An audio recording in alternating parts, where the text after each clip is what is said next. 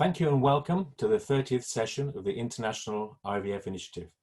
Our theme today is the secrets of implantation. I'm honored and excited to be co-hosting this session. For videos and previous sessions, please go to the ivfmeeting.com. You'll also find information on all the upcoming sessions on that very same page. Our continued goal is to educate people in these trying times and bring the community together. It's great seeing people from all over the world. So thanks for logging in, listening, and please ask those questions. My name is Giles Palmer, and I'll be co-moderating this session with Dr. Colin Howles today. We have an amazing program planned for the next 90 minutes or so. We have a talented team also who are working behind the scenes to post questions to the speakers. So I encourage you all to ask questions in the Q&A section of the conference service and not on the chat function. Some of the questions will be answered live and some will be written in that section. So I'm co-hosting today with Colin Howles. Colin is based in Geneva, Switzerland, where he manages a fertility consultancy. He has worked in the field of reproduction and fertility for over 36 years. 25 of those, he was working in pharma. So he's worked for Serono and Merck Serono in the development and commercialization of gonadotrophins, antagonists, and progesterone.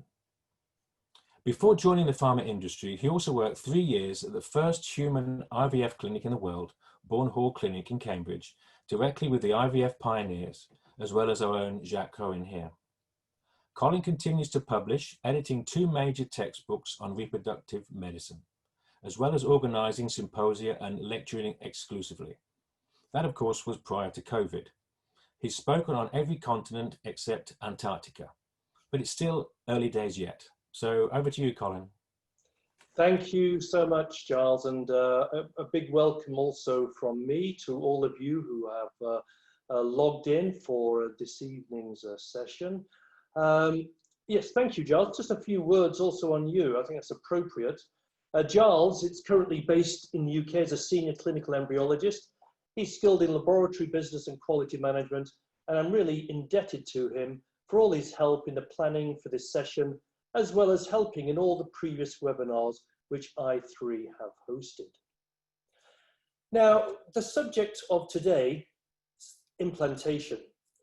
The implantation process is a culmination of a long and complex treatment process, and its success is highly dependent on the expertise of the clinical and laboratory teams, the equipment used, and the procedures adopted. What I'd just like to do is just share with you just one slide, just to sort of illustrate the whole treatment process. Now, you can compartmentalize the IVF treatment process into these 8 simple steps. Obviously, this doesn't take into account what is happening beforehand, where obviously there is the consultation of the patients and the couple in order to try and find out what is the best treatment strategy. But then we work through the actual IVF treatment, FSH injections, we have egg retrieval, the analysis of both the eggs and the sperm, the fertilization process, and growth and management and viability assessment of the embryos. Then we have embryo transfer, which really is a very important step. And then we have early pregnancy support. And hopefully, if all goes well, 14 days after egg recovery, the pregnancy test will be positive. But there are so many things in this treatment process that can actually go wrong. And it's very, very important, I think, for us to take into account this complexity. And what we're going to do today, we're going to talk about this in more detail. And we have 3 real expert speakers who are going to explore the elements of the treatment process, which may have an impact on implantation, how to manage failed implantation from a uterine perspective, explore the process itself through electron microscopy images, and finally pose the question, do we really know the endometrium? Shouldn't we be doing more diagnostics to better understand receptivity? Now, in order to cover these points, we have three internationally renowned experts on the whole treatment process. Dr. Juan Garcia Velasco, Dr. Yorgos Nikas, and Professor Nick Macklon. Now, please note that all their bios are on the session 30 panel in ivfmeeting.com. So at this point, what I will do is hand over to our first speaker. So it's my great pleasure to introduce our first speaker, Juan Garcia Velasco. He's an MD and PhD. He's the director of IVF Madrid, Madrid, Spain. He's also a full professor of OBGYN at the Rey Juan Carlos University, Madrid, Spain, where he's also the director of the master's degree program in human reproduction. Juan's main research interests have been through the IVF process and endometriosis. He's published extensively, over 190 peer-reviewed articles, 28 book chapters on human reproduction, as well as editing 5 books. He's also the co-editor of the journal Reproductive Biomedicine Online. So please, Juan, I'd like to hand over to you, and please talk us through your first presentation. That in the last few years, many things have changed. We have been able to develop oocytes and embryos and have great labs, but still, once we transfer the embryo, we have very little knowledge, and we will try to understand why some of these embryos go ahead and implant and some others may not. Before I move forward, just my disclosures. I'm a consultant at EV Madrid in Spain, and I receive speaker fees and research grants from the main pharma companies. As I said, we are aware of this extremely complex dialogue between the embryo and the endometrium, and today we will try to dissect a little bit in detail which parts of this dialogue we can understand better, and what are the things that still need further research to be able to create a scenario for the patient that we can really inform them about the chances of having a baby in a specific moment.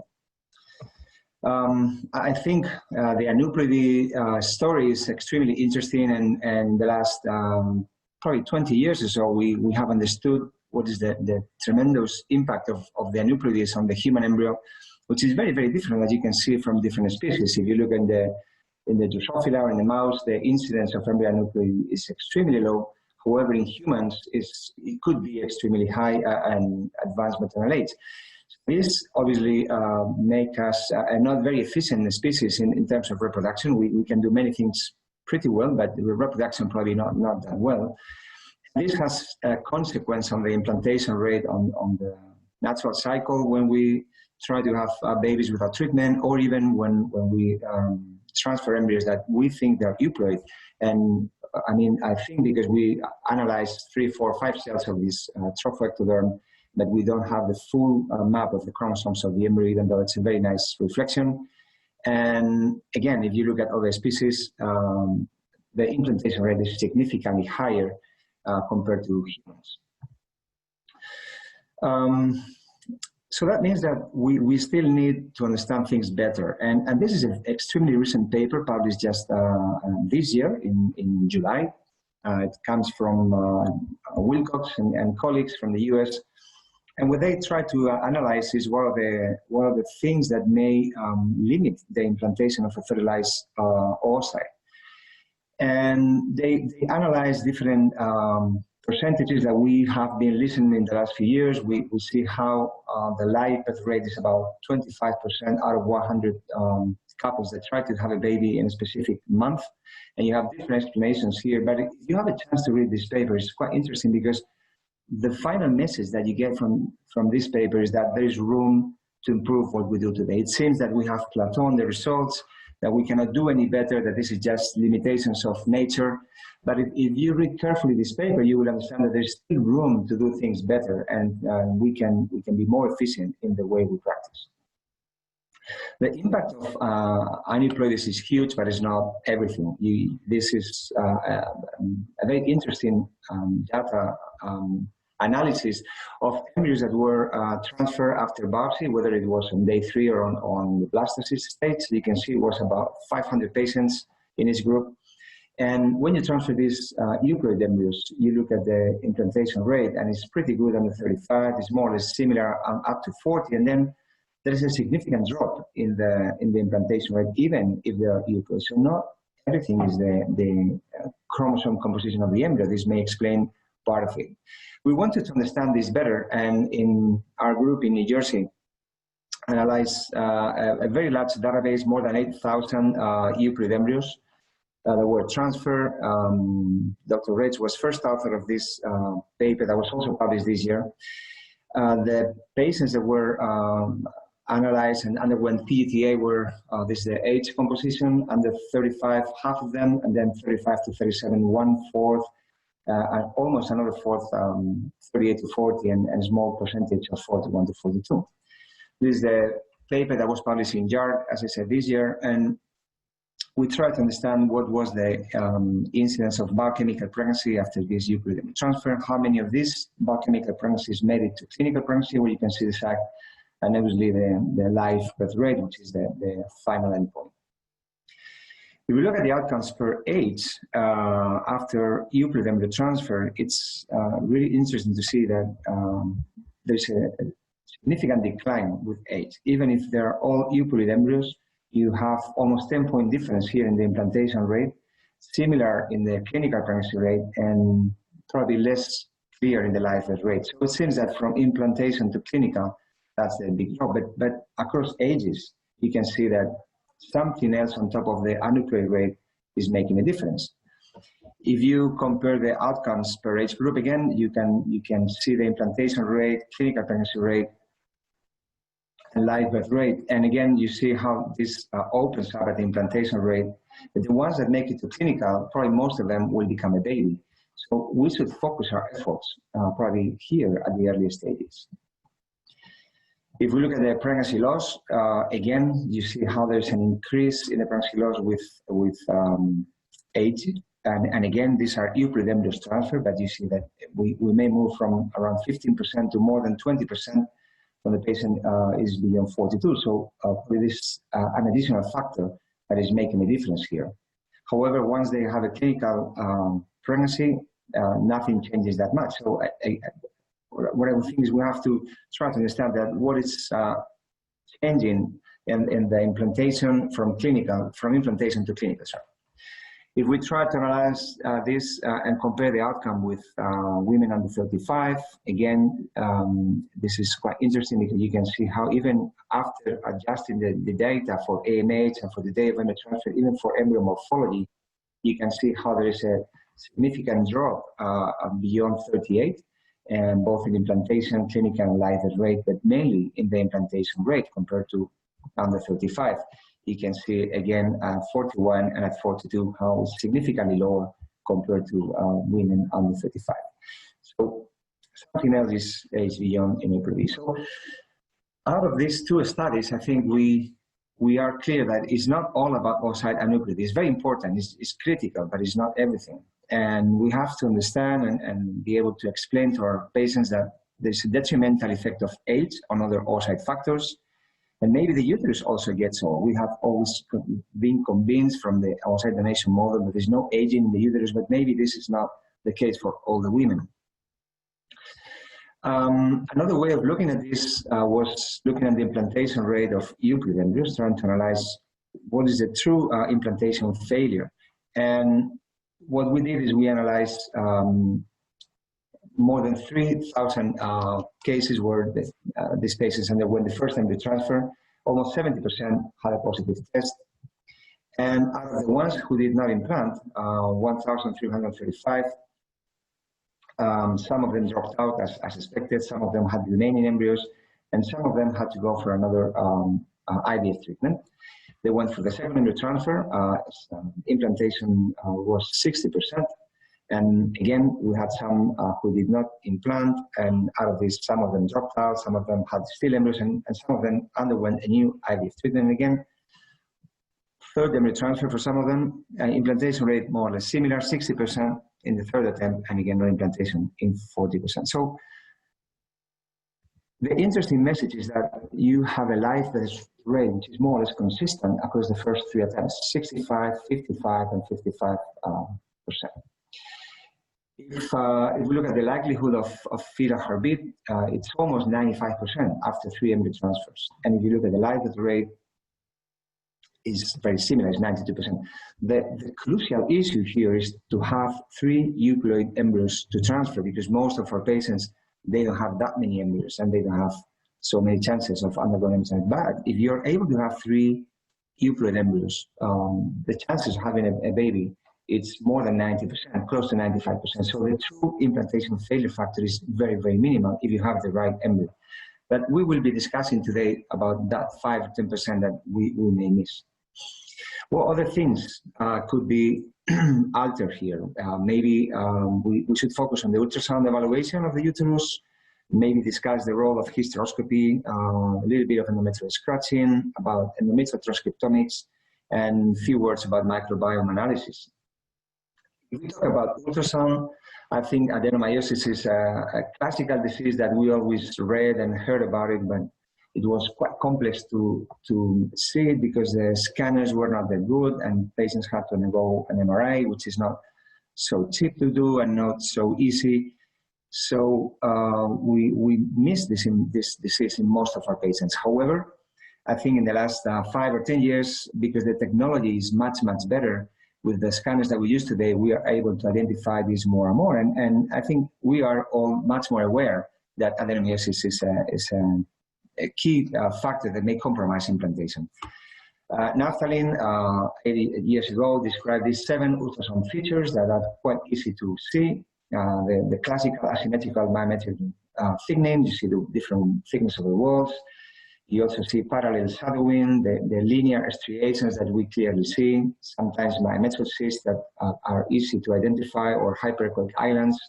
Sometimes we identify full adenomyomas with this heterogeneous biometric mass, and the irregular endometrial myometrial junction, which is clearly seen in MRI, but also can be seen by a good transvaginal scan. This is a paper that we published not long ago, again showing these classical features of adenomyosis, where you can see the linear striations or the myometrial cyst, and all the things that we just described are easily seen in a 2D conventional scanner. There's this very nice publication in RBM Online in 2017 showing how out of these 7 features of adenomyosis, the more features you identify, the lower the chances of implantation to happen. And here you have a very nice negative linear correlation. If you have no adenomyosis in the score, you have 1 or 2 or up to the 7 features, how there's a clearly decrease in the chances of having a clinical pregnancy rate. So I think we should be aware of this, and when we do the exploration of the patient, we have to have this in mind also to be to provide a realistic scenario for this couple, for these women. If we look at the endometrial transcriptomics in these patients, and we analyze the genes that could be expressed at the time of implantation, during the window of implantation, we published this paper almost 10 years ago, showing in this heat map, as you can see here, the controls and those women with adenomyosis, and you can clearly see how there is a dysregulation of quite a few genes. Without having any knowledge in molecular biology, this is mainly green, this is mainly red. And when you do the analysis, you find that 34 genes are dysregulated in women with adenomyosis. So obviously, this is not very helpful for implantation. Regarding hysteroscopy, there's been quite a lot of controversy. And I think finally, 2 trials were published in The Lancet in the same issue, by the way. And this is the one published by Tuki, who was a multi-center randomized control trial, joint efforts from 8 different hospitals in different countries, UK, Belgium, Italy, and the Czech Republic. More than 700 were randomized. And if you look at the outcome of whether these patients had a hysteroscopy performed right before the IVF cycle or no hysteroscopy performed, if you look at the outcome data regarding pregnancy, clinical pregnancy rate, or live birth rate, whether you do the analysis per patient or per embryo transfer or per top quality embryo transfer, you see that there's absolutely no difference. So I think this study was probably the trophy trial, the ultimate or the final answer to make a clear decision on hysteroscopy in patients with no pathology observed in the ultrasound probably is pretty useless and is not beneficial for the patient. If we talk about endometrial scratching, there's again still a lot of controversy. First data was retrospective, a small series. Last year, this New England Journal of Medicine paper was published. This is a properly performed study with more than 1,200 patients randomized. This is a prospective randomized study. And whether they underwent endometrial scratching or controls, live birth rate was absolutely comparable, clinical pregnancy rate and miscarriage rate exactly the same. So again, I think this closes the debate on scratching about whether it has any impact on the implantation rate or not. The endometrial transcriptomics is, again, very interesting, but there's still many things to be said, and we will hear more about endometrium in the next lectures.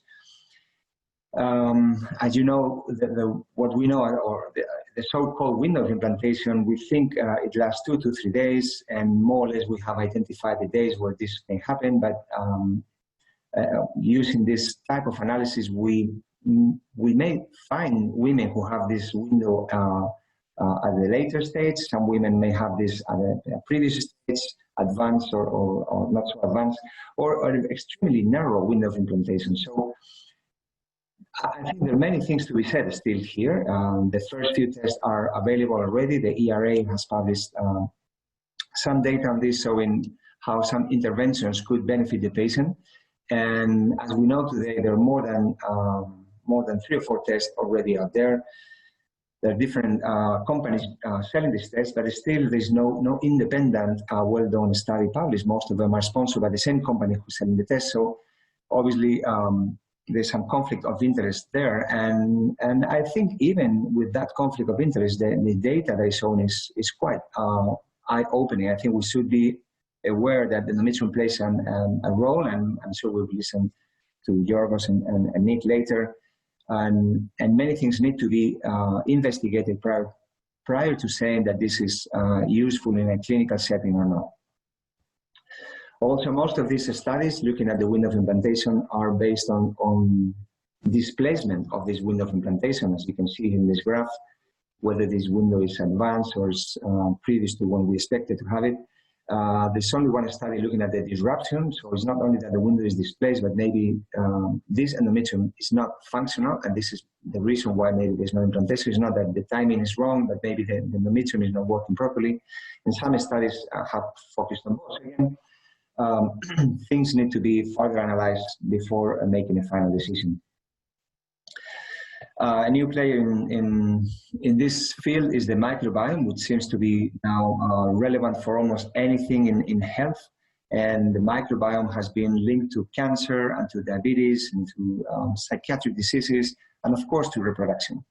And we are trying to understand what is the impact of having all of these bacteria in our bodies, because we need to have these bacteria to have a normal functioning body, and of course normal functioning endometrium.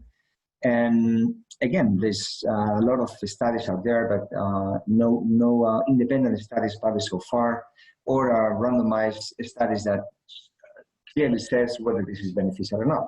There's also quite a bit conflict on how you analyze this microbiome, whether you use qRT-PCR or whether you use NGS. That is going to give us a huge amount of information, probably sometimes too much information, which is not needed, but it's very expensive. Again, we have to balance the information versus the cost and what is the final impact on the clinical setting. We just published recently this month a nice review on what is the impact of this reproductive microbiome and what we as fertility specialists should understand with a group of experts in this field across Europe. And it's open access, so it's interesting to have a look at it. And I think one of the things that we have to understand is, first of all, IVF is not sterile. We work in clean surfaces, we work as clean as possible, but this is not an sterile environment. If you look at the microbiome of the sperm sample when it's collected for the cycle, you can see there's quite plenty of bacteria in this sperm. If you wash the sperm to do the IVF or the ICSI, you still will detect by NGS plenty of bacteria you can see here. After incubation, this distribution will change. And if you take the IVF culture solution, again, you will see and you will identify the NGS some bacteria. So is this bacteria that we need to have, or should we get rid of this bacteria, or should we make a better distribution? Still not very well known. The truth is that when we have a dysbiotic endometrium, we all get worried and we try to treat this dysbiosis and try to normalize the lactobacilli. But again, things need to be further investigated. This is a very interesting study, comes from Japan. And what they did is they did 99 IVF cycles to patients under 40 years of age. They did a blastocyst transfer in an HRT cycle, so it's a stable treatment, blastocyst in a frozen replacement cycle. And before transferring the real embryo, they do a mock embryo transfer, and they take the tip of the catheter at the time of the transfer, and they found a dysbiotic endometria in 31%. So 1/3 of these women had the dysbiosis. But they underwent embryo transfer. And then when they look at the outcome, whether it was a dysbiotic endometrium or whether it was a eubiotic endometrium, the pregnancy rate was exactly the same. If we had this information before the time of embryo transfer, most likely all of us would treat this dysbiosis and try to expect that the outcome would be better. So again, how you analyze this dysbiosis, what is the bacteria that we have to target and identify, still food for thought. One of the best studies that is about to finish is this one coming from Denmark, from Dr. Har and Peter Humaydan. And I think it's very interesting because this is how things should be done. We identify a problem, we have tools to analyze the microbiome, and then from the clinical point of view, what should we do? What this study is doing actually is they identify by qPCR two main players in the dysbiotic endometrium, which is Gardnerella vaginalis and Atopodium. And so by identifying these two main players, they can do a diagnosis for a very low cost for the patient. And then they randomize 333 patients into these three groups that you can see here. One group will receive clindamycin plus lactobacillus trisparus. So they combine antibiotic with a probiotic. Second group will receive only the antibiotic, and the third group will receive just placebo. I'm really eager to see the outcome of this study because this is going to be probably a game changer study. To understand if we really need to add these probiotics or is just empirical treatment, or should we just give the antibiotic as we used to do when we just look at the pH of the vagina. So we'll have to keep our eyes open and look for these results. And finally, a couple words on the uterine immune environment, which again is something that is discussed and immunology in reproduction comes and goes. It was very popular in the 90s. Then the genetics came into place. Everything was anuclidy. And because it doesn't explain everything, then immunology came back again. And there's a lot of controversy on how this ovarian stimulation may alter the uterine immune cells. And this may justify the hype that was so popular a few years ago about do frozen cycles much better than fresh embryo transfers, which is coming down according to the recent data. We have done some studies on this. Diana Alexandru published recently in RBM Online a study trying to understand this. She investigated women undergoing IVF, both patients and donors, and in natural cycle and stimulated cycle. And she looked at the number and percentage of immune cells in this endometrium. She looked at the percentage of uterine NK cells binding to the tetramer, HLA-C tetramer, which is kind of an artificial embryo, so you can identify how these uterine NK cells may or may not bind to this artificial embryo. And also look at the TNF-alpha and IL-10 cytokine production. And she did quite different studies. She looked at the immunohistochemistry, she looked at the flow cytometry, also gene expression. And the final outcome was that this ovarian stimulation does not affect the uterine immune cell population. It does not affect either the binding ability of these cells in healthy women undergoing ovarian stimulation. So I think these are all of these myths that keep propagating, but when we go into the data shows that there's no difference in the immune cell population. So again, we have not to worry about this concept that seems to be there, but if we look at the recent studies, it's not a problem anymore. So finally, and to conclude, I think we all agree that the main driver of implantation is the embryo, and this is what we have seen in our own data and in the literature.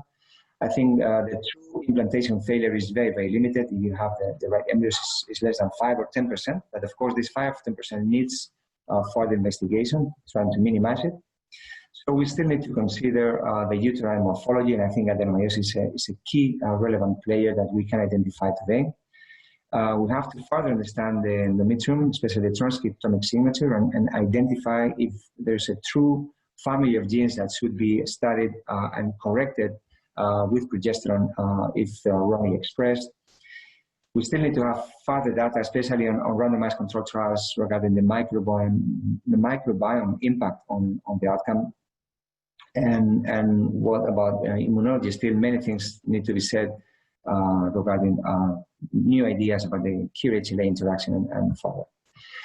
So I hope this was useful for you, and I'm now ready for questions. Thank you very much. Thank you very much. What a fantastic introduction to the session. We've got many questions here on a wide range of subjects. I'll just pick one here now. It's interesting that embryo culture samples come up positive in the microbiome sampling. This is in spite of broad spectrum antibiotics in commercial culture media. Could there be a possible issue during sampling? And should sampling occur in strictly controlled circumstances? How, in fact, is it done? Well, this is a very good question, because the whole concept of sampling endometrium is tricky, and you can clean the cervix as much as you wish, but then finally you're going to have some contamination from the vagina. And at the end, you have to trust that what you get in the tip of the catheter, or whatever you do the biopsy, is going to be at least partially contaminated by the vagina and the cervix flora.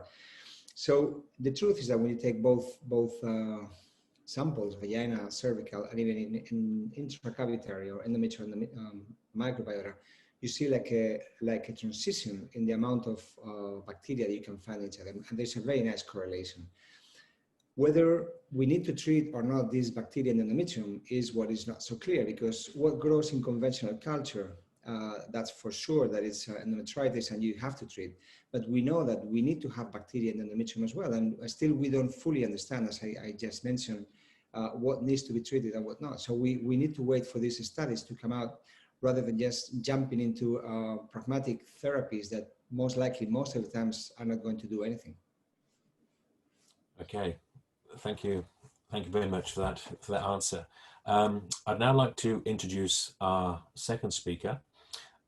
It's Dr. Yorgos Nikas. He's a very dear friend of mine, a true scientist. Our paths have crossed many times over the years, in all parts of the world, in all conferences all over the world as well, the places where he's worked. But now, like Odysseus, he has returned back to his home country of Greece.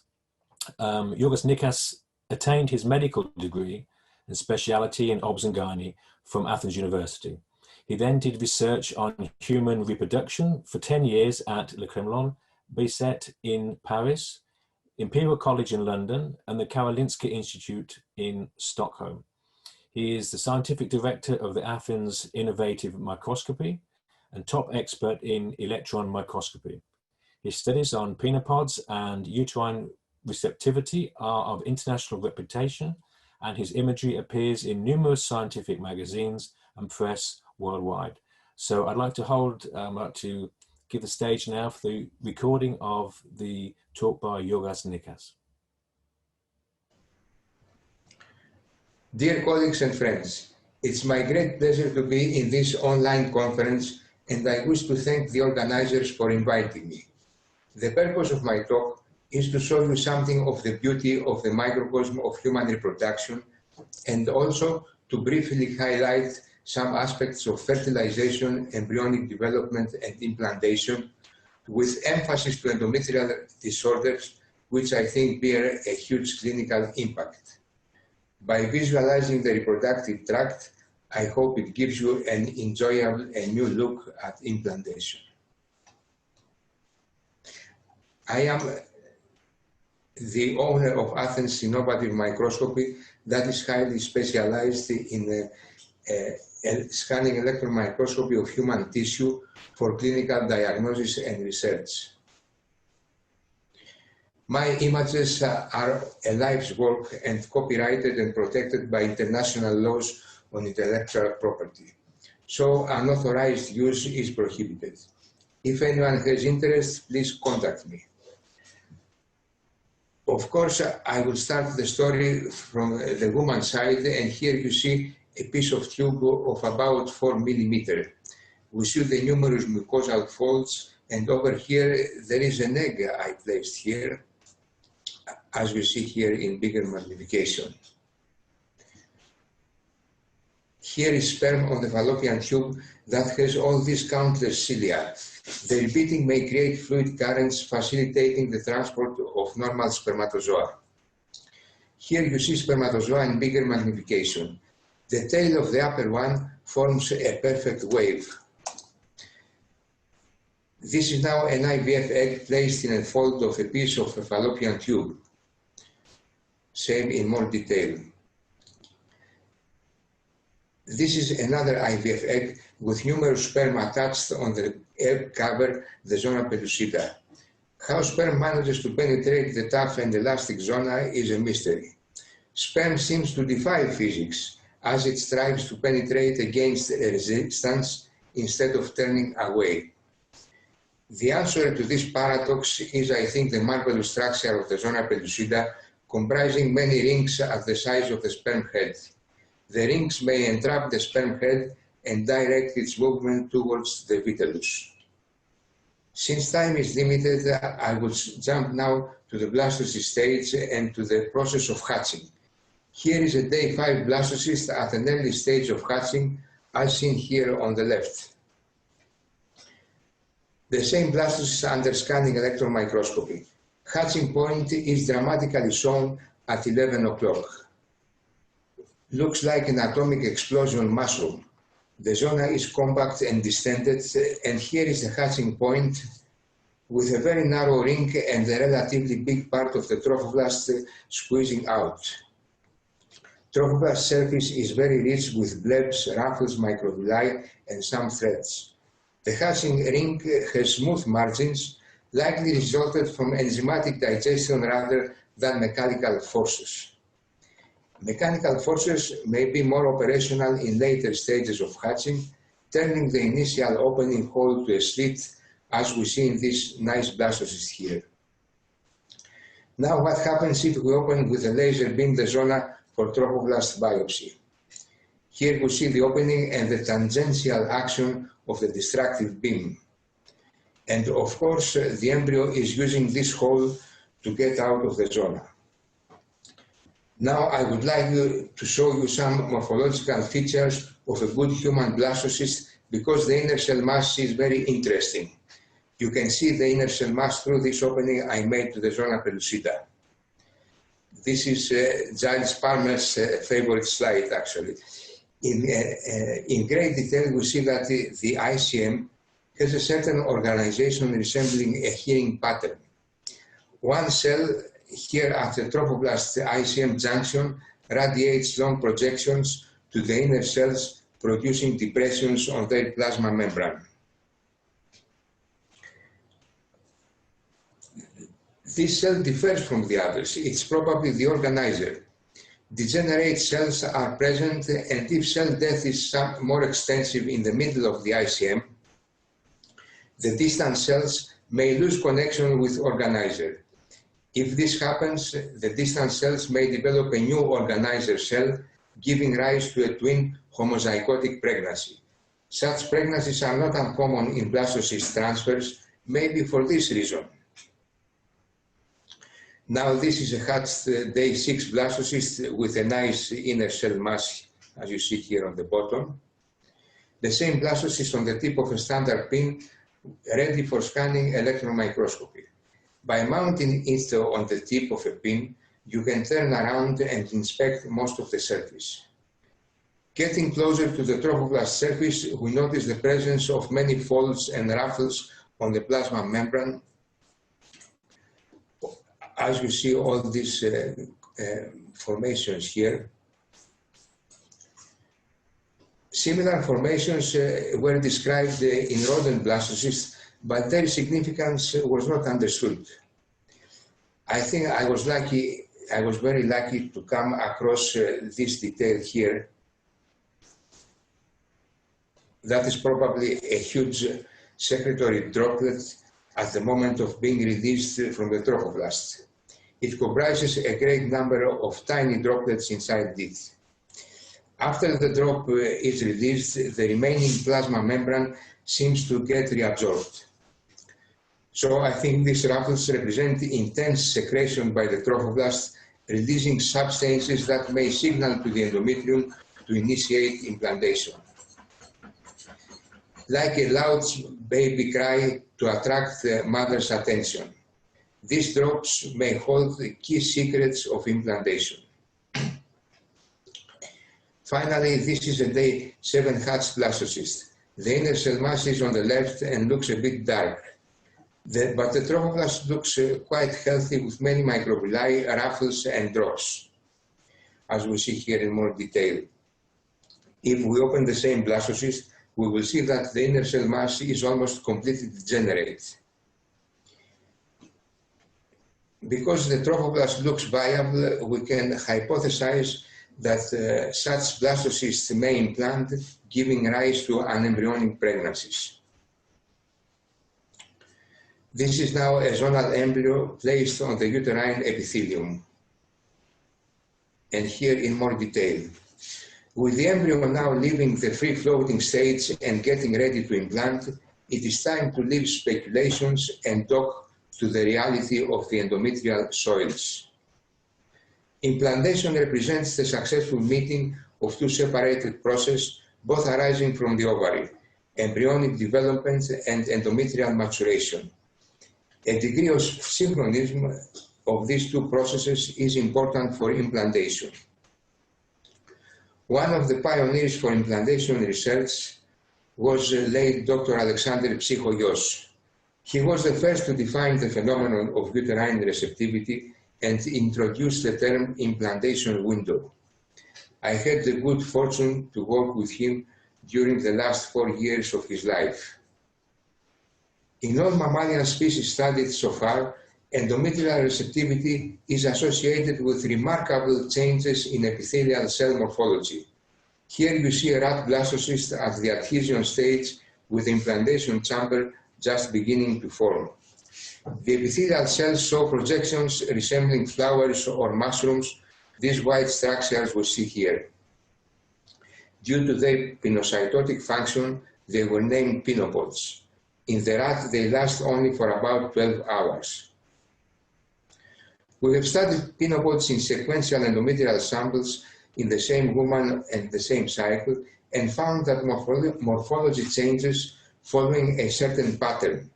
On day 17, as we see here, 3 days after ovulation, the cells appear more uniform in terms of cell shape and size. They are protruding to the lumen and are covered by thick and long microvilli. 2 days later, on day 19 of the cycle, the microvilli have almost disappeared. They have fused together to form smoother membranes that protrude to the lumen. This we call developing pinopods. On day 20, the pinopods are fully developed. They protrude maximally to the lumen, even more than the ciliated cells, and their surface has no microvilli. These are fully developed pinopods. 1 day after, cycle day 21, the pinopods regress, the microvilli starts to reappear on the surface, and the visible cell size starts to increase. On day 24, cells appear dome-shaped and their surfaces are covered by stubby microvilli. We use pinopods as a receptivity marker for a better synchronization of embryo transfer.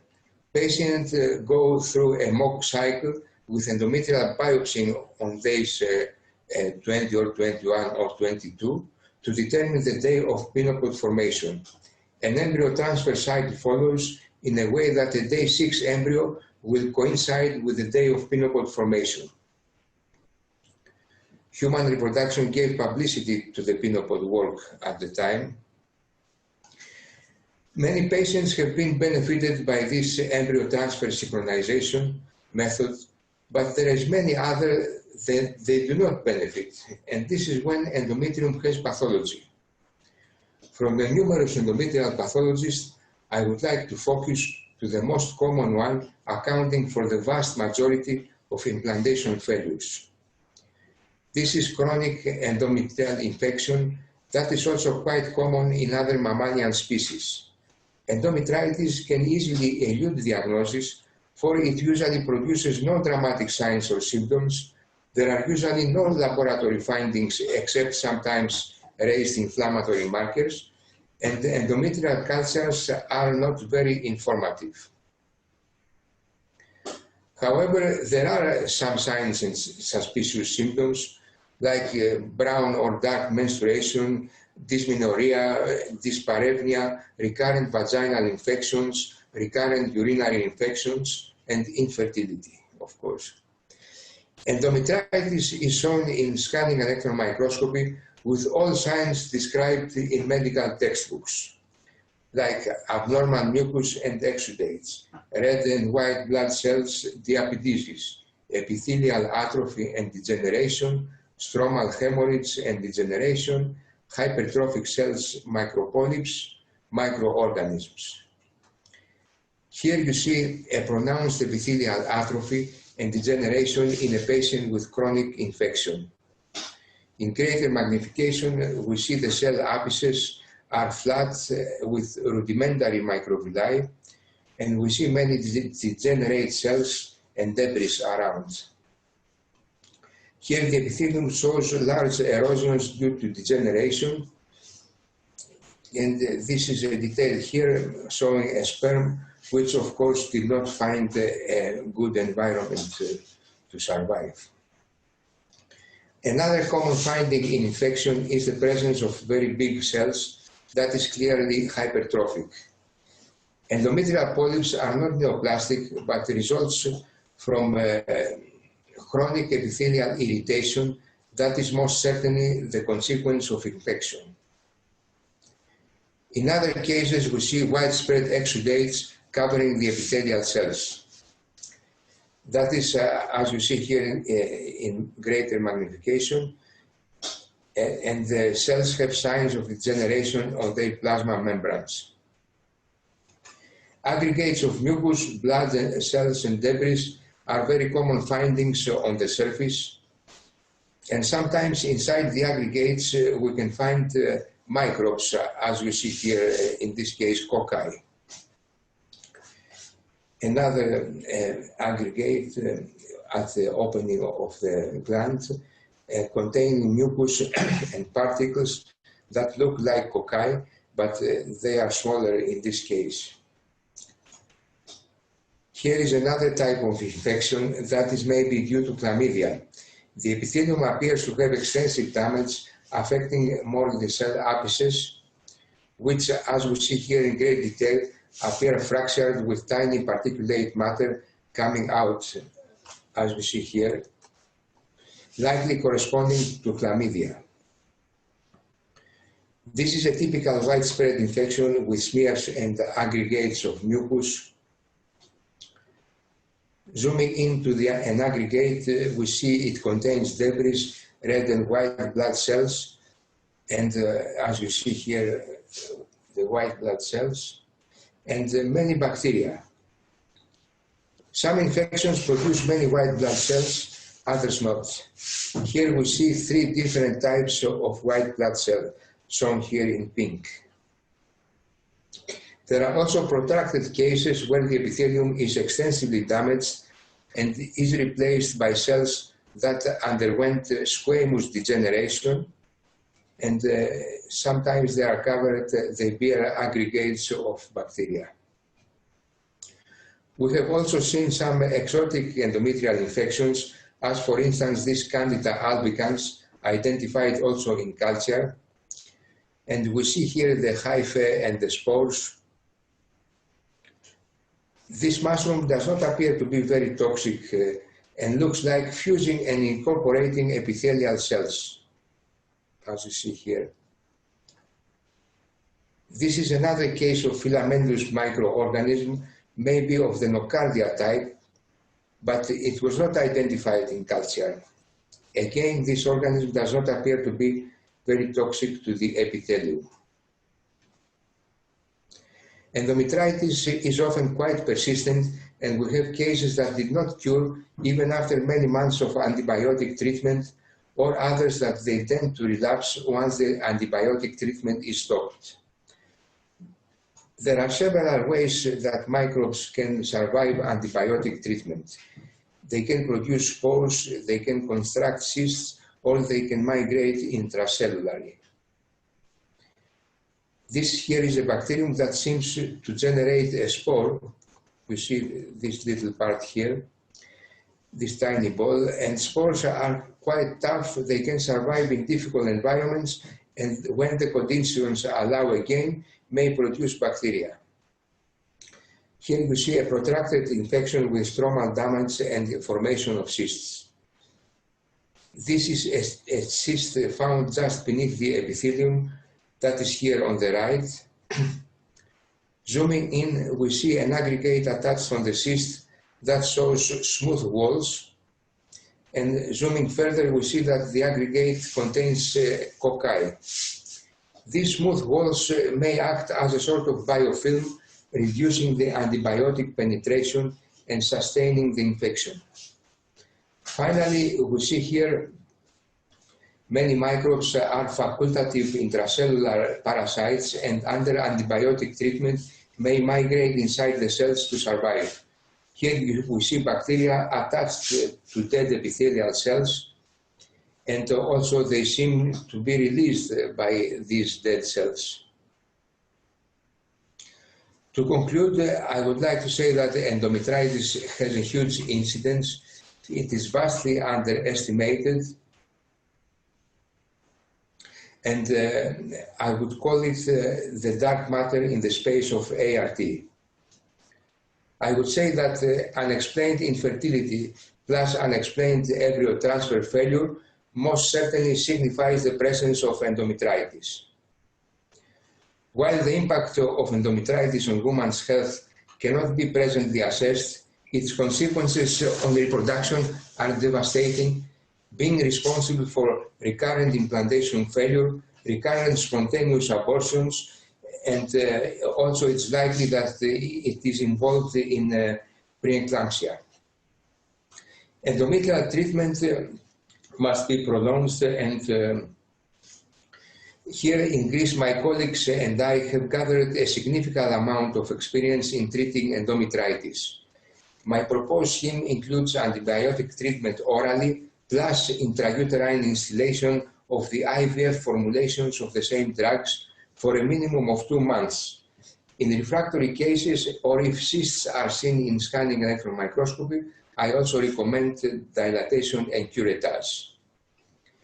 Talking about future trends. In the early 90s, I started my research career with the belief that a factor from the womb is responsible for the low IVF success, and I was dreaming that I am going to discover it with scanning electron microscopy. After 25 years, I can say I found this factor. It was not any sophisticated disturbance of endometrial receptivity, but the simple, banal infection known to the older doctors. Thus, I think the future trends are back to the basics. That is, to use more classical clinical approaches in the ART and to combine molecular investigation with simple morphophysiological approaches for a better understanding of the biology of reproduction. Before finishing, I would like to acknowledge all these institutions I have collaborated with. Thank you very much. Thank you very much indeed, Yorgos, for your incredible presentation. So many beautiful images. I'm a little bit blown away actually by what I've seen, so thank you so much. I would like to come back to Pinopods. I remember many years ago, Bob Edwards being very excited about Pinopods and how it could very well be, as you described, very important in the implantation process. Do the Pinopods themselves appear across the whole endometrial cavity, or is it in a specific place? Is it all synchronous? What have you seen? Thank you for the question. Yeah, Pinopods are very exciting constructions. Actually, they differ from all the surrounding environment, and you cannot miss. The Pinopods, they tend to be more in the around the gland orifices and in the furrows of the womb of the folds, inside the folds. And they as a morphological marker, you can see also in other cases, you can see bald membranes. It can be from degeneration. It can be from other causes also. But I think the Pinopods you see in a healthy endometrium and in this sequence of events, as I showed you there, they are very characteristic of a profound change on the biology actually of the endometrium at the right moment. Okay. So I still like them. Yes. Incredible. I think we'll have to move on. I've got some other questions here, but thank you again, Yorgos. That was really super. Please just hang on in there and we'll come back to you in the general discussion. Now it's my great pleasure to introduce Professor Nick Macklon. Nick is the Group Medical Director of the London Women's Clinic in the UK and also Professor at Zeeland University Hospital in Denmark. He trained in Edinburgh and then he pursued his career in the Netherlands, where he became the Professor and Departmental Chair at the University Hospital Utrecht in 2005. Then he came back across the narrow channel, back to Southampton, where he was appointed Professor of OBGYN at the University of Southampton, and there he co-founded Complete Fertility Centre. And then in 2016, he was again across the water back to Copenhagen. So he knows the English Channel very well indeed. He's also published over 200 peer-reviewed papers. He's been an associate editor of Human Reproduction Update, and Reproduction, until recently was a member of the Estro Committee, Executive Committee. Now he's currently an editor of Microbiome Online. So please, Nick, I'd like to hand over to you, and if you'd like to give your presentation, that would be great. Thank you. Well, thank you very much, Colin, for the kind introduction and for inviting me to join my colleagues this evening or this afternoon, wherever you are. I've been listening with great pleasure to the two previous presentations, and the advantage I have, of course, is I think they've already answered the question for me, having both given beautiful and compelling lectures on the importance of the endometrium. And I hope to be able to sort of take that perhaps a step further this evening with my talk by trying to make the case, particularly to my embryology colleagues watching this, that perhaps, you know, the endometrium is really now deserving as much attention as the embryo is, and therefore we should consider the endometrium to be the new embryo. These are my disclosures. I've had a number of appointments, as Colin said, and received funds for research and for speaking from a number of companies. So let's start with the problem. And those of you who keep track of the data from the EIM consortium will be aware that we've been facing very static results for a number of years now. This is from Focus on Reproduction in 2016, where a review of the results across Europe showed essentially pregnancy rates around about 28% per aspiration. And if you follow those, you see that figure maintained, and the most recent paper published in Human Reproduction Open this year is telling us exactly the same. That per oocyte aspiration, the chance of getting a pregnancy is still around about 20%. Now, this is something we have to really take seriously and wonder whether or not we're on the right track in trying to improve IVF. What I'm going to show in the next slide is perhaps slightly challenging, particularly to those who are focusing very much on the embryo, but the point I want to make, and I hope I'll be able to make together with my colleagues this evening, is that I think we have to be cautious about maintaining our focus on the embryo as the sole route to improving outcomes in IVF. We are now, after 30, 40 years of remarkable advances in embryology, which have brought us to where we are today, in a situation where an awful lot of research and money has been spent in culture media on optimizing embryo assessment and selection. And I am personally of the view that we're reaching a stage now where we're so good at it that the chances we're going to transform IVF outcomes by simply becoming a little bit better is unlikely. And we're therefore reaching this sort of law of diminishing returns, that we have to spend more and more money on more and more sophisticated ways of creating and analyzing embryos to select them when we're already pretty good at selecting them. And it really is probably time to think, well, should we be putting our research efforts elsewhere if we really want to make advances? Because we're not seeing advances at the moment, despite the ongoing advances in embryology. And I think this raises a challenging question for us. And it suggests to me that it's time we stopped thinking of the endometrium as the poor old ugly duckling of IVF. You know, someone like me goes into an IVF laboratory, we're very impressed with all the machines that go ping and all the analysis that's going on these embryos. And there's all sorts of tests available now to analyze different aspects of the embryo, because we recognize it's not all about how they look. It's not all about the genes, as we've been very convincingly told by Professor Velasco this evening. There are many, many functions and markers of embryo quality that are important to determine viability. And we now have an increasing array of tests to assess each of these. And I think that has brought us where we have, and we'll probably get more tests in the future. So it's a very exciting field.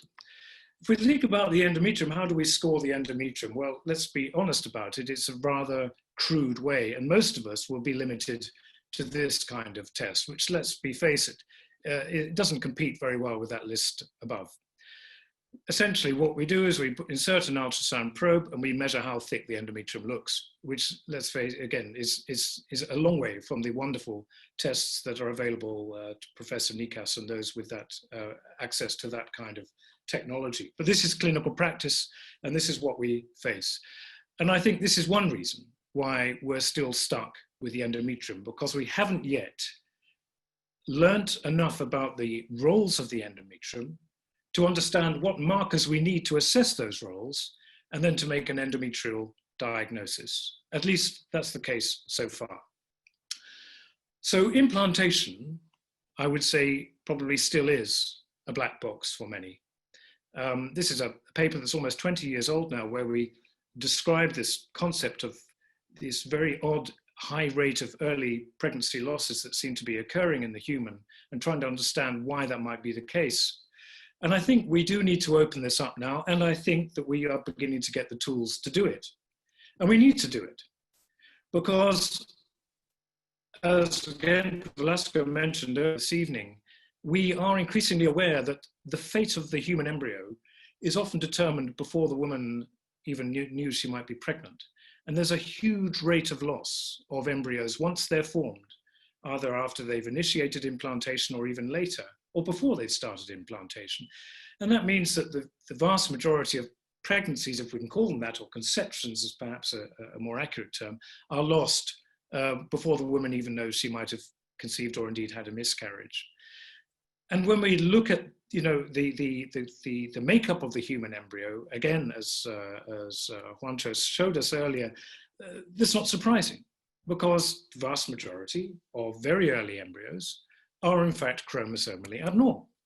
And therefore it would appear appropriate that there is a mechanism in place to prevent the woman investing in that invasive but chromosomally abnormal and therefore poorly viable embryo. So this sort of iceberg, which allows most of those losses to occur preclinically, would seem to be a very appropriate and even merciful thing, because if that didn't happen, all we'd be seeing was miscarriages happening everywhere from these unviable embryos. So we need to then start thinking, well, how does the woman prevent the investment into these abnormal embryos. And this has been something that my group's been working alongside Jan Brosen's group for a number of years to try and understand how the mother is dealing with this challenge of aneuploidy. And the reason I'm going to spend a couple of minutes on this is because what I want to convince you or illustrate to you is that the endometrium is far more than just a passive receptive matrix through which the embryo must invade. There is evidence now that it has a whole range of very active, engaged mechanisms in implantation, which potentially would all be subject to analysis, diagnosis, and even therapy and modulation. So here's one example. And this is talking about the human endometrium as a biosensor of embryo quality. And if those of you are interested in reading more about this, this is a review that I wrote with Jan a few years ago. This work has its origins in studies of my PhD in Utrecht, who showed that the uterine stromal cells in the endometrium somehow seem to be attuned to detect the presence of poor quality embryos rather than good quality embryos. And when you place poor quality embryos onto decidulized stromal cells, they will react very noticeably by down-regulating, as you can see here in this figure, in the presence of arresting embryos, a number of putative markers of implantation, whereas we see very little effect of the presence of a good embryo as opposed to a control. Now, this study raised the concept for us the first time that there might be a biosensor that was tuned to detect poor quality. So to be able to send a signal to the mother to say, this one's not terribly good, let's not invest in this one and wait for next month. Since that paper, a number of other studies have been done to try and analyze how this biosensor might work. And one other study that we were able to do in Utrecht with Charlotte Weimar, again a PhD student there, was to look at the interaction between stromal cells and the presence of a human embryo. And this is an in vitro model that Charlotte set up, where we were able to watch under time-lapse conditions the interaction between the embryo and the endometrium, expecting to see the embryo to settle on the stromal cells and start to invade. And if you actually watch this video, and we watch over 18 hours, you'll see, I hope, quite convincing evidence of the active role the endometrium's playing. First of all, you can see it's detected the presence of the embryo, and cells have started migrating towards it. The embryo has really made no effort yet to actually invade, but the endometrial cells are the ones first engaging and beginning to encapsulate that embryo. So I think here we see very, I think, convincing visual evidence of the active role of the endometrium. And clearly we need to understand this mechanism if we're going to diagnose it and if we're going to influence it. So how can we understand it? Well, let's try and test how that migration response changes in the presence of different quality embryos. And this is another study that Charlotte went on to do, in which she essentially was able to show that in the presence of a poor quality embryo on the right, the cells do not migrate, but they stay away from the embryo, which you can see is being engaged in the central figure of this slide. So here we see more evidence of a biosensor function, which seems to be attributing some quality to the endometrium to be able to detect and respond to the quality of the embryo. So I hope this provides some illustration that the endometrium is not just lying there, waiting for an embryo to invade, but is rather actually deciding whether or not to let it do that. And I think that is quite an important paradigm shift as we think about the endometrium. So what I've shown you there is just one example of the many functions of the endometrium which could be subject to scoring if we want to score the endometrium as we do the embryo. We've heard about immune activation and the microbiome. There are other areas we could look at, such as the culture medium itself. We've heard about the possible impact of the microbiome on culture medium in vitro. What about in vivo?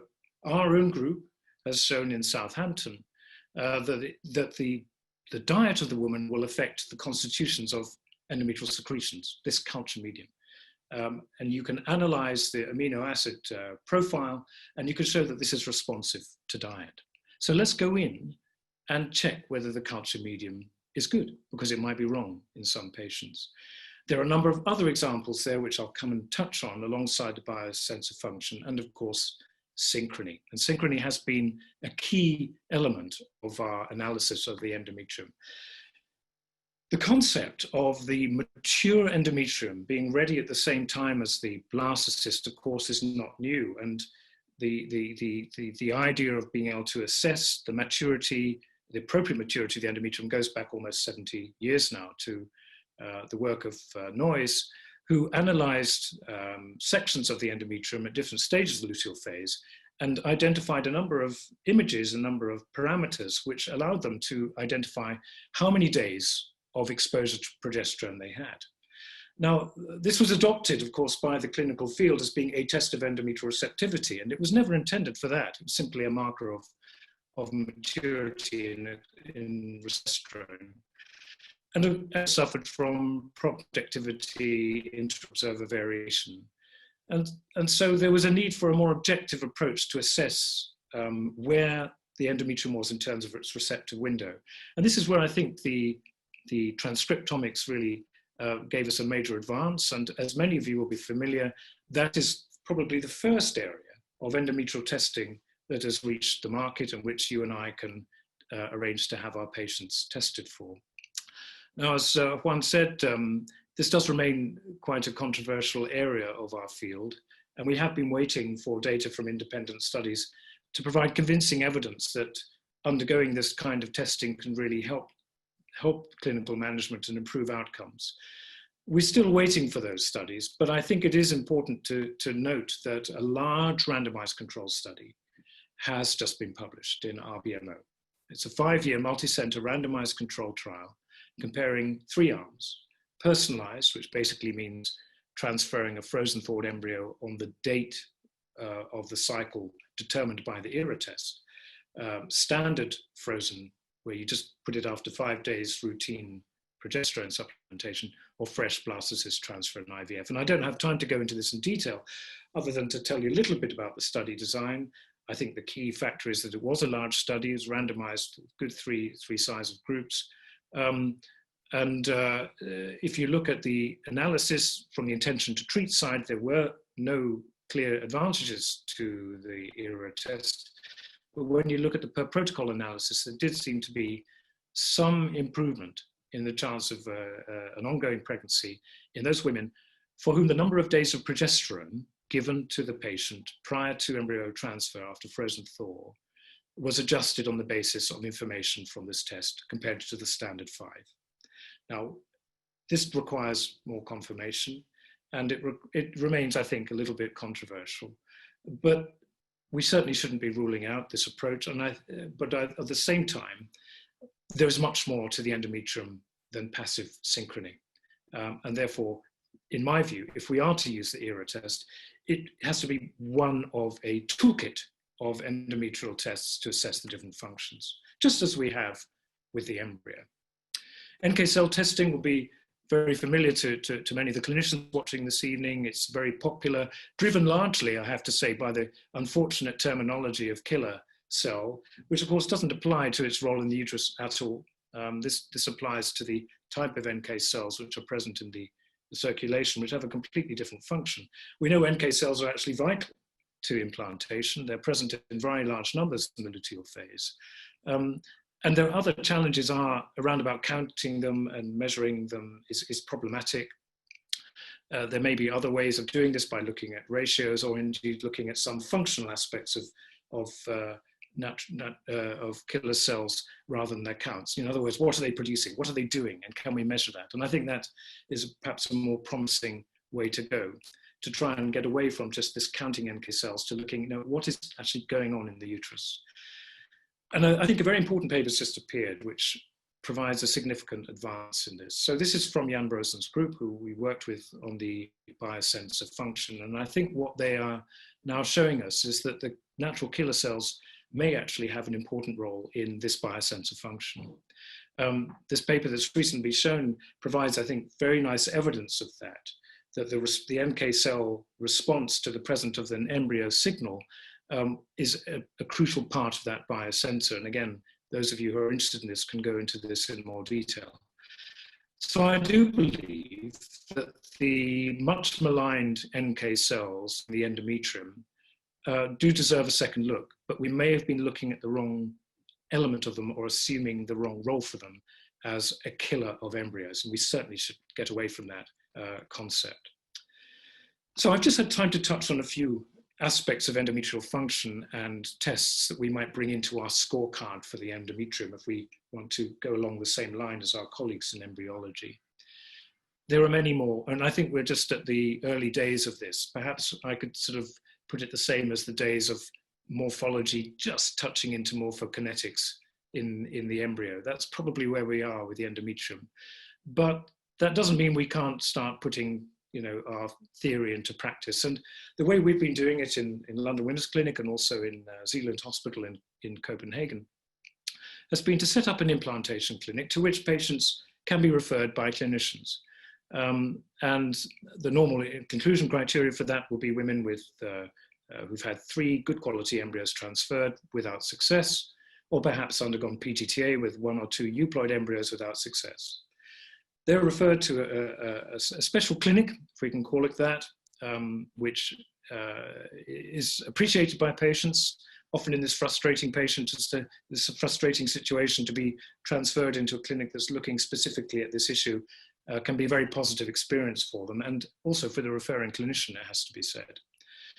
They then undergo standardized testing within an HRT cycle, as we would be planning to use for their frozen embryo transfer. And then a range of tests can be carried out. And they differ slightly in the Copenhagen group to what we do in London. But essentially, they're looking at a range of endometrial functions and markers, including endometritis, the microbiome, ERA test, immune activity. But we're also looking at things like progesterone, estradiol, and vitamin D. And based on that, we will try and propose a management plan that's not based on try a scratch or what have I seen on Google, but based on at least some diagnostic rationale. Now here is where the health warning needs to come in, because this is at early days and we don't have data from randomized controlled trials to show that this approach improves outcomes. We have cohort data to suggest that the outcomes for women who attend this clinic seem to be very good compared with historical matched cohorts, but we do need better studies before we can really rely on this approach. But I think it has a basis in rationale that merits consideration.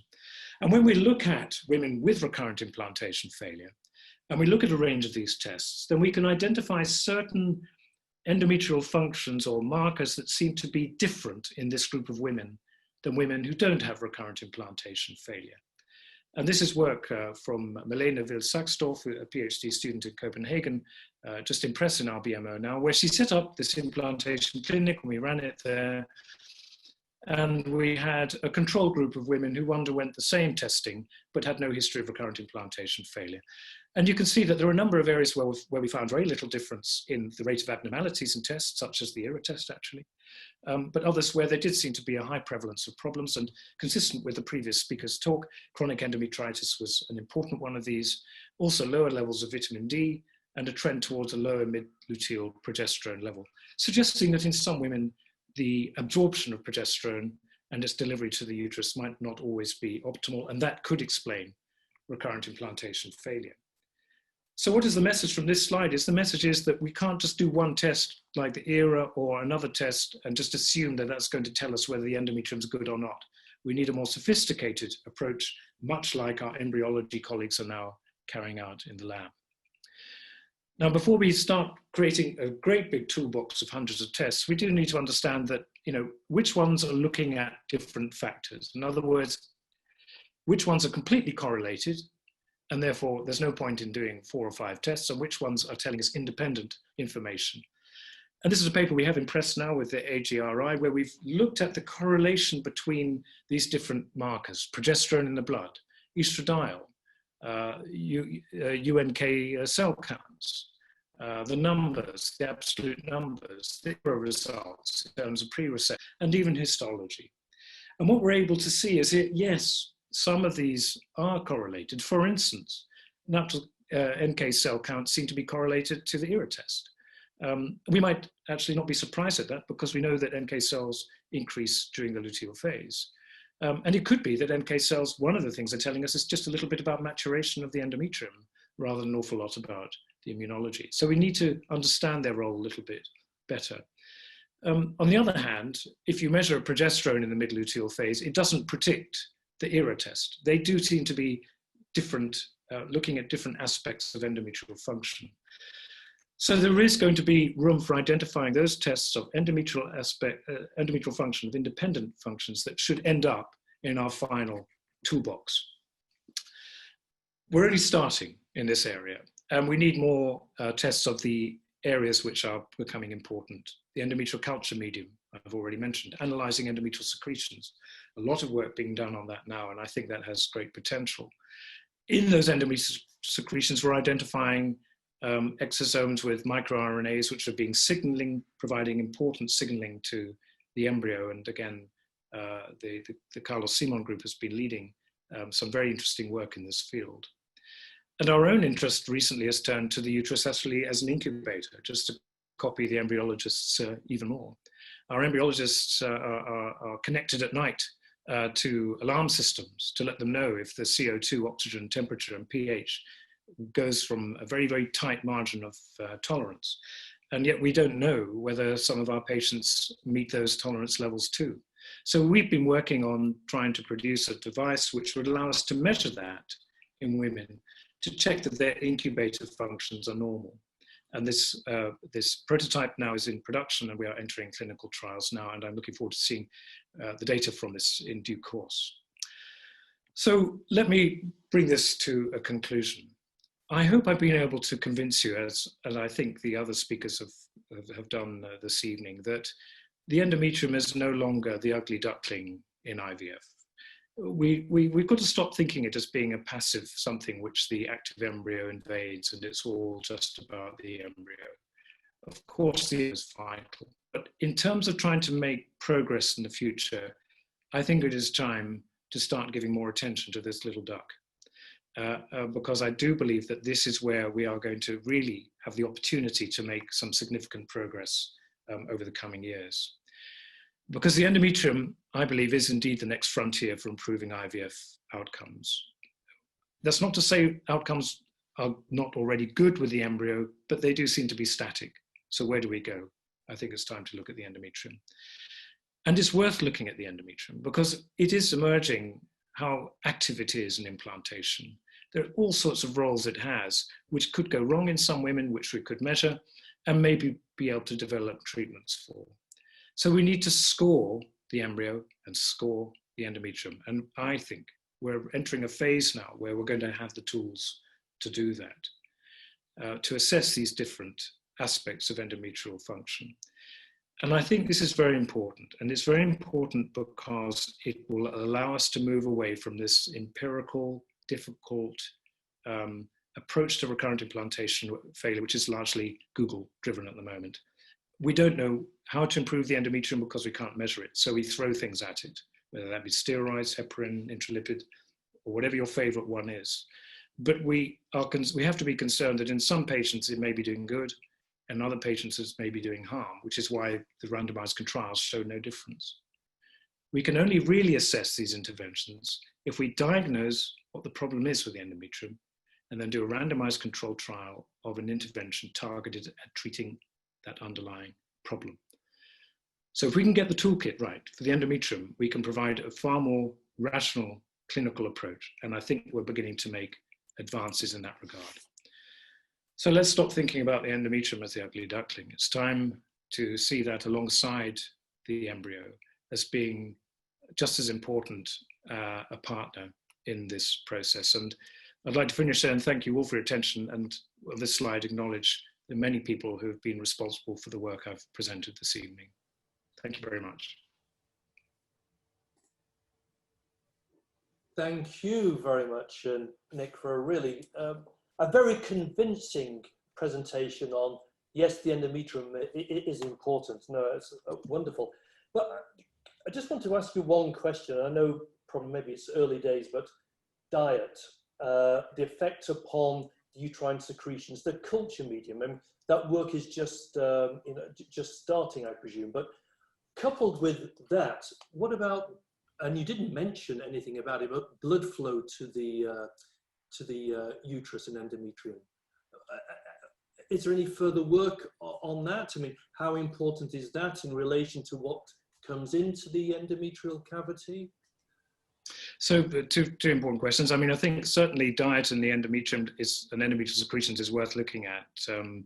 Alex Kermack, a former PhD student of mine in Southampton, published with Francesca Houghton and my group a paper where we looked at, we analyzed the diet in women who were being subject to endometrial secretion analysis at different stages of the cycle.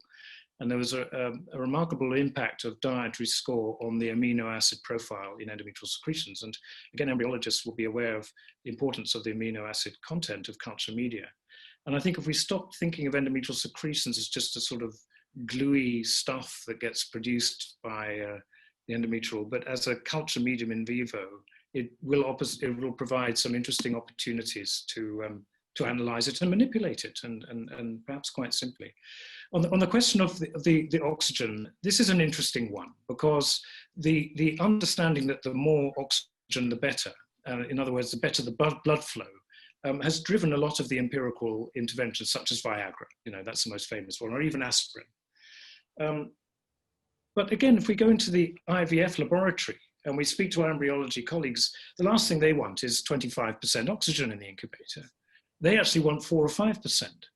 And therefore, it may well be that one of the reasons why embryos are not thriving in certain women is that their ambient oxygen saturations are too high or too low, but it just blindly giving something which is going to increase them is likely to be causing more harm in some women than good. So that is why I think it's important we actually start having the tools to measure this, and that's hopefully what we're going to be able to do with our intrauterine monitor. What your question I think reveals, Colin, is how little we know, and yet also how much pressure there is on us to try things. And what we're trying to do is connect those two things so that we can move forward. Yeah. Thank you, Nick. Giles, over to you. Yes. To start, okay. Thank you very much. So we've finished, of course, our 3 presentations, and now to the Q&A. We've got so many questions here. I'd just like to say any questions which we don't answer tonight, they'll be later put on the website. Many questions. The first one, just a short question perhaps, but I don't know how long the answer will be. How many failed transfers do you have to go through to consider when to use these high-powered tests, or these ERA tests, or these tests which we're talking about now? Should it be on the second attempt, or what should be the actual clinical practice there? Shall I kick off? Yes, please. Yeah. Yes. I think it depends on the clinical context.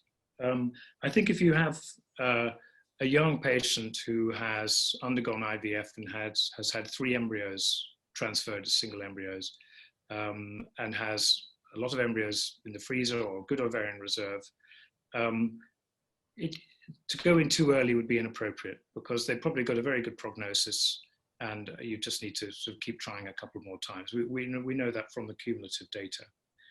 I think as time goes on, as patients get older, if they're still failing to conceive after good quality embryos, particularly those that have been identified as being euploid, then the case for this being done slightly early becomes stronger.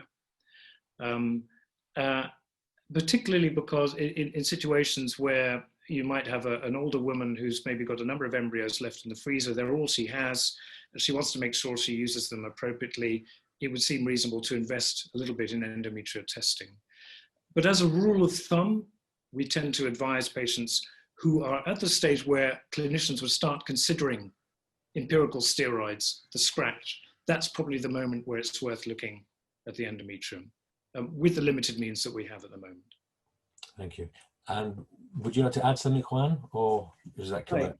I absolutely agree. I think we cannot try to find a universal definition of recurrent implantation failure. In the past, we all remember, we used to say at least 3 failed attempts. And at that time, we were transferring 2 or 3 embryos. I think things changed completely.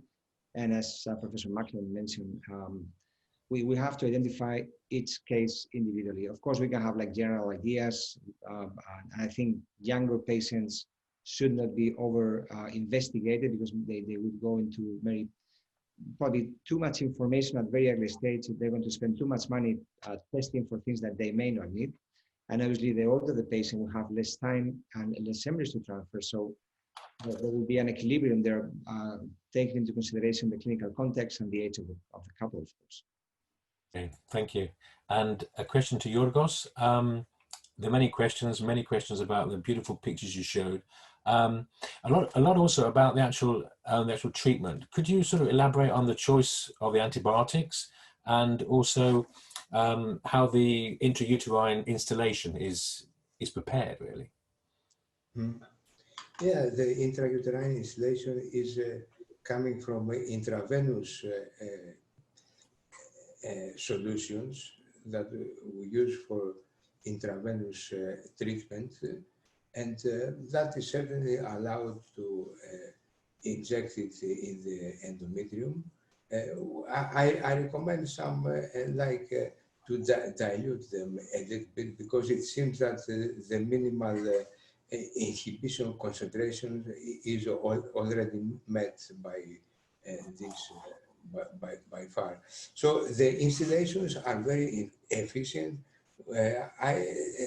Actually, there is a big experience with domestic animals about these installations, and of course, you know that all the IVF treatment and is coming from experiments from the animal before. Okay, so I used also this experience to just introduce them to the human, and they are very efficient treating these folds in the endometrium. All I show you, it's very difficult to get reached by systematic route, by the hematic, like say, by the bloodstream.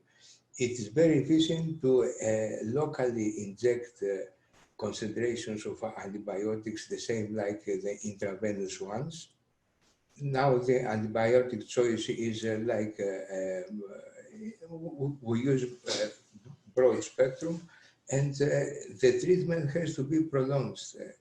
Every 2 days to go to do the installation, and then again for 2 months maybe, or even more if it doesn't respond, because they are very persistent, these infections, chronic infections many years ago, maybe. Okay. Thank you. Thank you.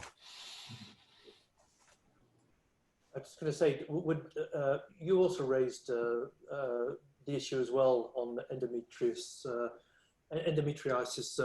Nick? What about you? What do you do in your clinical situation?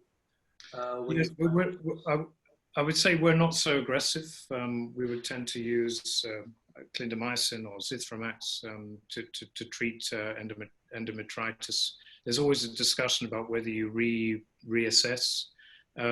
As Professor Nikas rightly said, the diagnosis remains very difficult. And I think that our view would probably be to embark on an aggressive treatment form based on a diagnosis where we're a little unclear is perhaps a difficult thing to do. We tend to use the CD 138 plus assessments and using histochemical staining, and we've just published a paper which suggests that this might be a reasonably valid and reproducible way to go forward. I do believe that it is more common than we think it is, and I very much agree with Professor Nikas on that. I think we're struggling still with the diagnosis, and this is where I think the big gap is in the endometrium. We need more reliable, robust diagnostics before we can start subjecting patients to what might be quite aggressive therapies. Yeah, but if I may intervene, yes. There is like not a very good agreement between the different diagnostic techniques, between hysteroscopy and endometrial culture and histology, as Professor Macklon has mentioned, with plasmatic cells, or molecular biology by NGS. And we are not privileged to have Professor Nikas with us and have these beautiful pictures that he makes. So from the pragmatic point of view, actually what we do is just take a biopsy. Sometimes we look at the hysteroscopic aspect. Sometimes we do immunostaining. Sometimes we do a molecular biology, but it's quite expensive so far.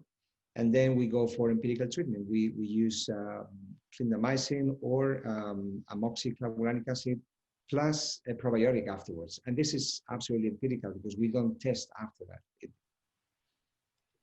Okay. Yeah. Thank you very much. Yeah. Can I ask a question? Juan, I want to come back to the study that you showed at the beginning of your presentation, the one just published from your group in the United States, looking at the pregnancy rates, miscarriage rates after one euploid embryo replaced. And obviously, I mean, people are always very, very disappointed that why do we get a miscarriage and abortion after putting back a euploid embryo? And I think you're very quite, well said that euploid is not everything. We have an aging effect upon the egg, and also obviously in some cases the endometrium. But what about, are there any demographic factors? What about body mass index, anything like that, which is a pointer which could result in a higher possibility in that data set? Obviously, a higher BMI is a risk factor in terms of miscarriage.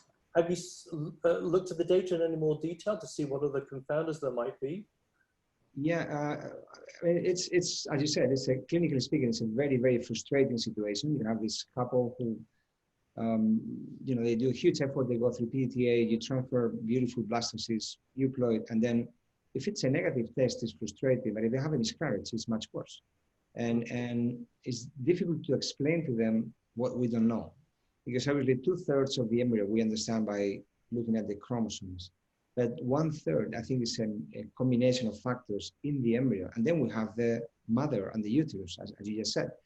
So we can think about aging. We saw this data showing that if you're under 35 or 42, even if it's euploid, you will have a much higher miscarriage rate with aging. So something is changing in the oocyte and the uterus.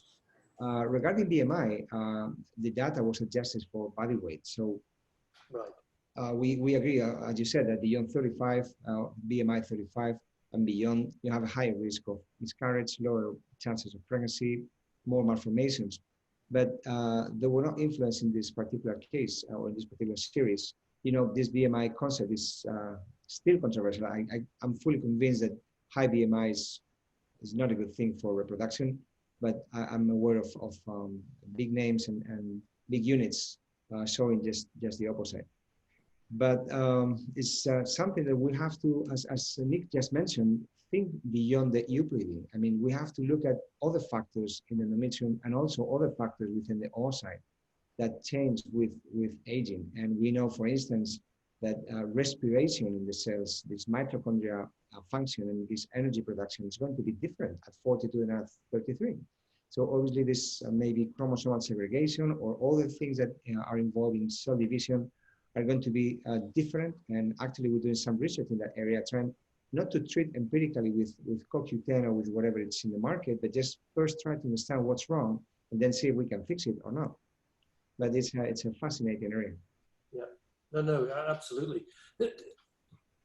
Nick, you mentioned also, again, you brought up the progesterone story. A slightly lower progesterone seems to also to be associated. I mean, what can we do? I mean, adding more progesterone, is that the answer? I don't think it's the only answer, but I think, over the last 2 or 3 years, we have seen this move to more personalization of luteal phase management. There are many units now that will measure progesterone levels, blood levels on the day of transfer, particularly in frozen thaw cycles. And will, if it's below a certain cutoff, will perhaps add in intramuscular or subcutaneous. I think we're still waiting for good data to support that particular approach, but I think it has been very influenced by the study a couple of years ago from Shady Grove, suggesting that vaginal progesterone may not be achieving adequate uterine exposures for the embryo in some patients. And therefore, I think there probably is a group of patients where delivering better progesterone to the uterus is likely to be beneficial. The other thing, of course, is that progesterone may just be a marker of other things. Progesterone is not the only factor in the luteal phase that's important, but it may correlate the levels to other factors which would normally be produced by the corpus luteum or by several corpora lutea, which may not be present in adequate levels. A few candidates could be relaxin or inhibin A, or there's probably others. So I think it is something that does require attention. It was interesting that it emerged from our comparison of the RIF patients versus the controls, whereas we didn't see that effect with synchrony and maturation of the endometrium. There seem to be independent things there. So it's one of these things that we've got to learn how to interpret it. What we still need, of course, is a test of progesterone levels actually at the embryo endometrial interface, because that's where it's required, or in the uterus. But again, analysis of that culture medium, using at the moment mass spectrometry tests, but this idea of endometrial intrachronology is emerging now, where we can actually measure these levels of these hormones at that interface. Then we may be able to discover those patients where there genuinely is a problem and those who would benefit from additional supplementation. Okay, thank you. And Juan, in your experience as well, the progesterone story, I mean, how are you dealing with that at the moment? Where are you? Well, we are one of these units that measure progesterone the day of thermal transferring in frozen transfers. And we published some data showing, it's retrospective data showing that if indeed 1 out of 10 patients, more or less, will have a suboptimal level of progesterone, they'll have a suboptimal outcome. And what we do is we add subcutaneous progesterone. We mainly based our protocols on the data that from years ago that we fully trusted that if you give IM progesterone, you have high serum levels, but maybe not so high in the tissue. If you give vaginal progesterone, you have higher concentration in the tissue, maybe not so much in the serum levels. But we realize that, again, patients are different, and we are sometimes obsessed with individualizing the follicular phase and the starting dose, and when I introduce antagonists, and when and how do I do the trigger, and then we just put the embryo back and forget about everything and treat every patient similarly. And patients are different. And I agree with Nick that some patients will not absorb progesterone correctly, and they need a different approach. And I think one of the different approaches that we're starting to do now is a little bit going back to nature. And we know that we need a corpora lutea for many different reasons. And if we have a corpora lutea in a natural cycle, you will have enough natural progesterone, and you will have many of the benefits that are being produced in the corpora lutea, not just estradiol and progesterone.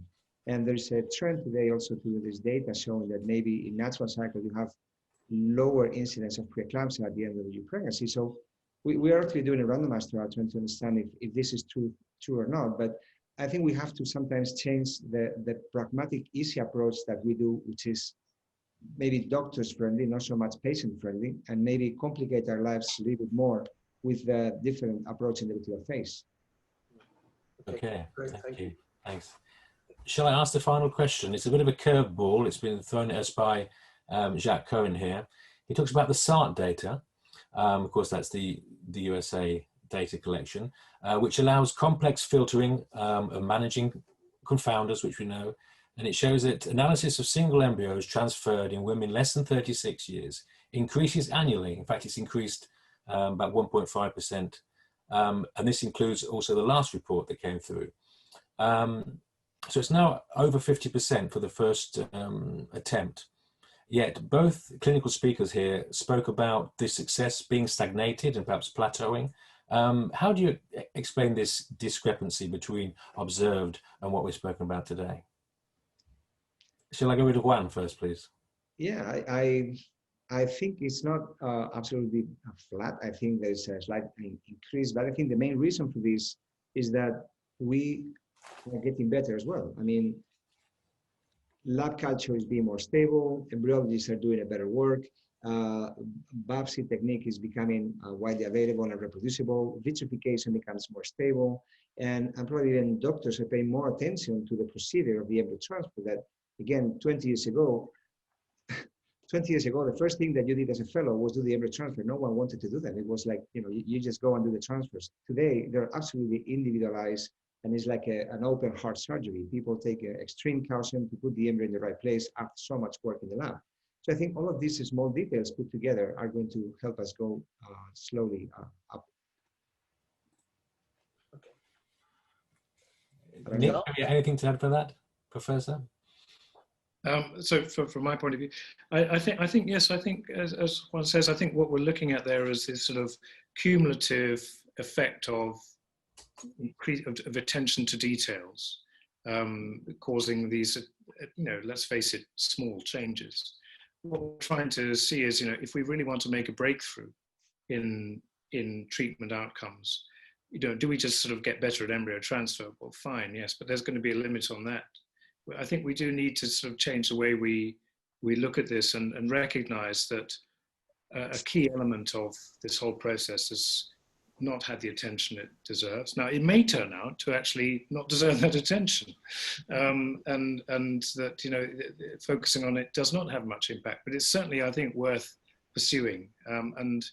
We're beginning to get the tools to do that, and then hopefully we can get away from 1% changes in improvements to more significant ones. Thank you very much. Over to you, Colin. Yeah, Giles, I'd like to just ask Yorgos a question. All of his beautiful pictures of the endometrium, were they from a natural cycle or HRT or a mixture? I wanted to ask, have you looked at HRT treated endometrium? Is it at all different from the natural cycle endometrium? Yeah, thank you. Yeah, there's not much difference, it doesn't make much difference if it is under. Sometimes the high estrogen may make some difference in terms of morphology. If you use, for example, very high estradiol treatment plus patches, I think that we exaggerated a little bit with estradiol. Anyway, this is visible, but otherwise you cannot tell any difference. And I have seen the same patients in HRT and the natural cycles or vice versa, and there is no difference. The difference is other there. It is the presence of infection, for example, or not. There are some striking morphological differences that they are very important. And this is how, yeah. Okay, Thank you. great. Thank you very much, Yorgos. Yeah. Colin, I think it's time for you to wrap up the show. Oh, okay. Well, thanks very much, everybody. No, it's been really great this evening. I really do want to thank all of the speakers for their excellent presentations. Thank you, Juan, Yorgos, and Nick. Thank you for all the time that you've invested in bringing these presentations together and sharing your ideas and thoughts with the audience. That's really great. Also, as always, I want to sort of thank the organising committee of this initiative, Peter, Thomas, Shyster, Giles himself, Jacques, and Marianne, who've done a tremendous amount of work getting this whole platform up and running, and also making sure that everything works behind the scenes. And again, thanks so much to our team who actually did all the work cutting and pasting the questions. So thanks Dara, Anna, Shyster, and Marianne, and Peter for that work. Really superb. Without all your support, this would not be possible. So thanks to the speakers, and thanks to all the people behind the scenes to make this happen. Thank you. And thank you, Colin, for being the co-moderator for this session. I'd like to encourage everybody in the audience to contact i3 if they have any topics they want to suggest, either for the sessions or for the websites. And indeed, if you want to have a society which has a partnership with us. Please don't forget also the social feeds. They're a lot of fun, either it's Facebook, Instagram, or Twitter. Remember, all sessions are recorded, and these sessions will be available tomorrow on all time zones. So thank you again, Thomas Elliott, for arranging this. Our next session is organised by the SRBT. It's on catastrophes and how they impact our current perspectives on embryo production, cryopreservation, and storage. So that's next Tuesday, the 1st of September, same bat time, same bat channel. We have moderators, which is Kimball Pomeroy and Dawn Kelk. We have Sangeeta Jindal, who will talk about cryostorage with the ASRM committee opinion, while we have Mitchell Shiwa, who will talk about cryopreservation and IVF in the time of COVID-19 and what is the best good tissue practice. So thanks once again from all of us, and we'll see you next week. Stay safe.